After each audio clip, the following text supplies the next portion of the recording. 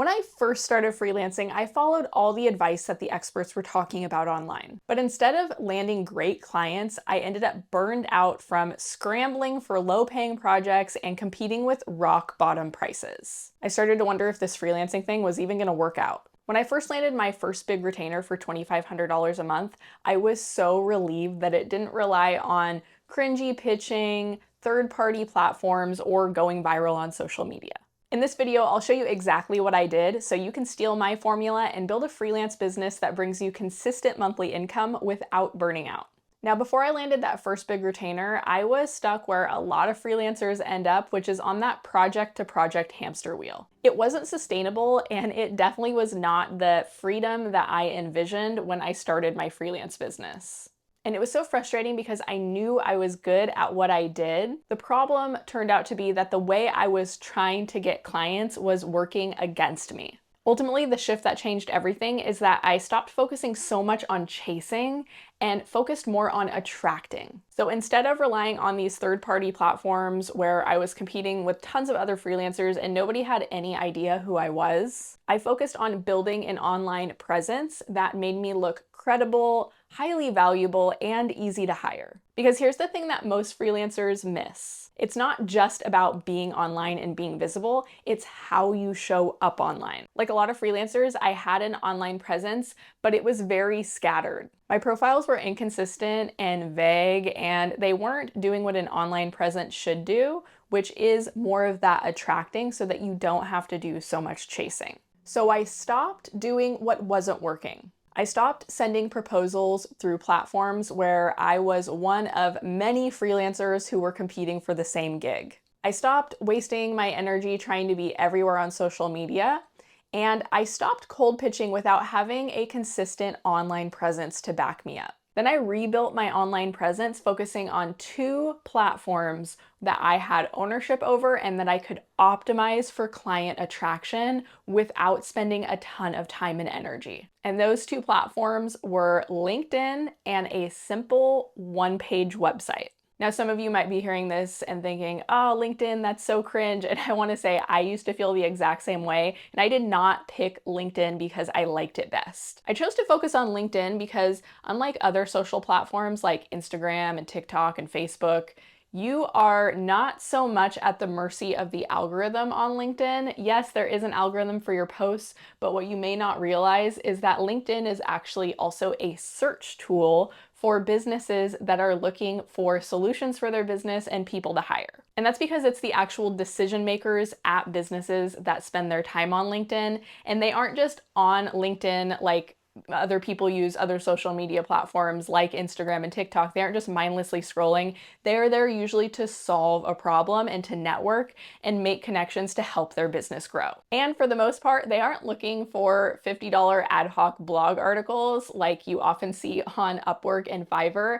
They're looking for someone who can partner with their business and help them for the long haul. Now, up until this point, I had a LinkedIn profile, but it honestly read like a resume, and a lot of the information was really dated, and much like my other social profiles, wasn't really clear and consistent about the value that I had to offer. So instead of treating LinkedIn like a resume, I started treating it like a landing page, and I rewrote everything with my ideal client in mind. That means instead of focusing it on my skills and experience, I focused on who I help and the problem that I solve.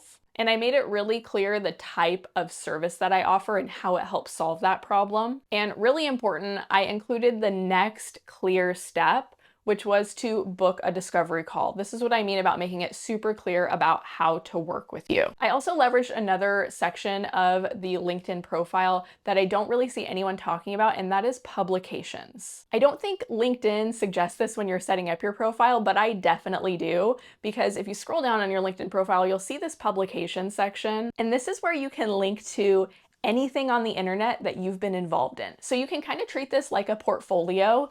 If you are a writer like I was and am, then you could link to some of your published work, even if it's just self-published work on your blog or on Medium or something like that. But this applies to other skill sets too, because if you're a designer and you worked on a website or you supported with a brand logo or anything like that, You can link to it, and here's the cool part, you can add a little explanation of whether it's about the piece of content or how you were involved in it. Again, kind of like a portfolio. So don't sleep on publications. Now remember, my LinkedIn profile was one of two things that I set up. The other thing I set up was a simple website. And I really want to emphasize the word simple here, because even if you're not a web designer, first of all, the tools that are available today make it incredibly easy to set up a website. And second of all, you should require that this doesn't take you very long. So whatever tool you're using, this really shouldn't take you more than a day to set up. I probably set mine up in a morning or an afternoon. A few hours is all that it really takes to set this up, because you just need one page that touches on a few key points. I specifically recommend 5 sections for your freelance business website. Firstly, a strong headline at the very top of the page that explains, that reiterates who you help and how you help them, as well as a short about section. Your about section doesn't have to link to an about page or anything, and just be a 1-paragraph, short, 2 to 4 sentences that just gives a little information about you and your expertise. You should also include some information on your actual services. And ideally, you could list out a little bit about what's included. So maybe you have some bullet points with the scope. Maybe the service is kind of self-explanatory, like you're writing them a blog article, but if you can just add a little more information, that typically helps as well.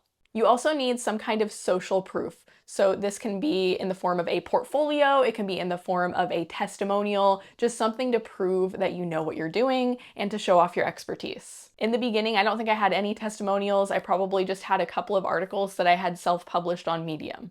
Now, the 5th and last thing that you need is a clear call to action, so they know how to take the next step to work with you, which, in my opinion, should be a discovery call.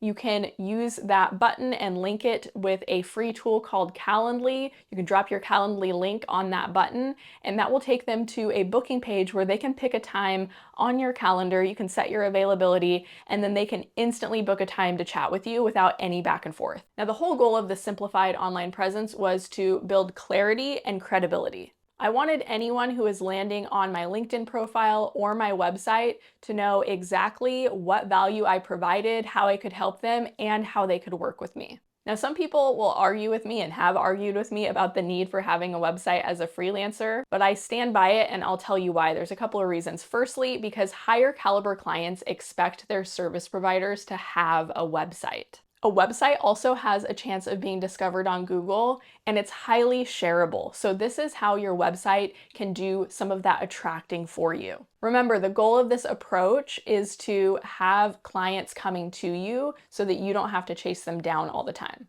Now, I'll be honest, I started this shift with my online presence as kind of a last-ditch effort. I was totally exhausted from pitching and just having to prove myself every step of the way. But I had heard from a few other freelancers in my circle that LinkedIn was working for them, so I figured, why not? And I knew that I wasn't being as clear as I could have been on my website, so I gave that a tune-up while I was at it. And not long after I made these changes, a discovery call appeared on my calendar out of the blue. It was not someone that I had pitched. In fact, they specifically told me that they found me on LinkedIn, checked out my website, and decided to book a call. They needed someone to write blog articles on a monthly basis, which is exactly what I was trying to attract. I remember on that discovery call, I asked a question that a mentor of mine had recommended asking, which is, what are your goals? And I really wanted to point this out because up until this point, I had just put together what I thought were some really basic monthly packages for this type of service. And asking that question gave me a ton of clarity on how to customize this service for this specific client. And I think that's a really important lesson because I had seen some freelancers who had these awesome looking monthly services, and also agencies as well. They have these monthly services that just seem so comprehensive and like they have it all figured out. And I remember before that call, I was nervous about not having it all figured out because I thought it would make me look bad. But it actually had the opposite effect, because when I asked that question and I was able to hear them out and I was able to adjust my services, they could see that I had the expertise to understand what they needed. And here's the wild part. I ended up working with that client for 6 years. So that one retainer helped me quit my job, build my business, and build long-term momentum. And I continue to attract leads through my online presence. This is why I am so passionate about teaching you how to build a business with monthly retainers and how to do it in a way that's really sustainable for you as a freelancer. And if this is the type of business that you want to build, make sure you check out the description where I have linked my stable freelance method workbook. This is the method that I used to go from struggling with one-off projects to landing long-term, high-paying retainers. And it's the best place to start if you want to build a freelance business that supports your life and your goals. So here's what I want you to take away from this. Firstly, you do not need to waste your time on gig sites, trying to figure out all the hacks on those sites where you're just going to be competing with a ton of other freelancers who have unrealistically low rates. You can build your own platform that brings clients to you. You also don't need to spread yourself thin on social media. Just focus on one platform where your ideal clients are already hanging out, which I'm willing to bet is on LinkedIn. Another thing is that you don't have to send cringy cold pitches. Now, to be clear, I'm not against cold pitching. I think it can work, but you have to do it strategically. And part of that strategy is having an online presence where when you cold pitch someone can actually look you up and see that you are legitimate, especially in this age where scam emails are a dime a dozen. I don't know about you, but I get tons of scam emails and just super spammy stuff. So having an online presence is going to help you stand out from all of that. And you don't have to spend all of your energy cold pitching when you do have these other avenues that are attracting clients to you. And lastly, you don't have to have a perfect retainer offer. You just need a focused one, a starting point that you can refine over time. When your online presence is working for you, you can stop chasing clients and start choosing clients that bring you closer to your goal. If this video gave you some clarity or even just a little relief knowing that there's a different way to go about this freelancing thing, go download my stable freelance method workbook. This is the exact method that I used to land that first $2,500 a month retainer, and it's the foundation I still use to grow my business today. You'll find that link down in the description. Go grab it and let's get your freelance business moving you closer to your goals.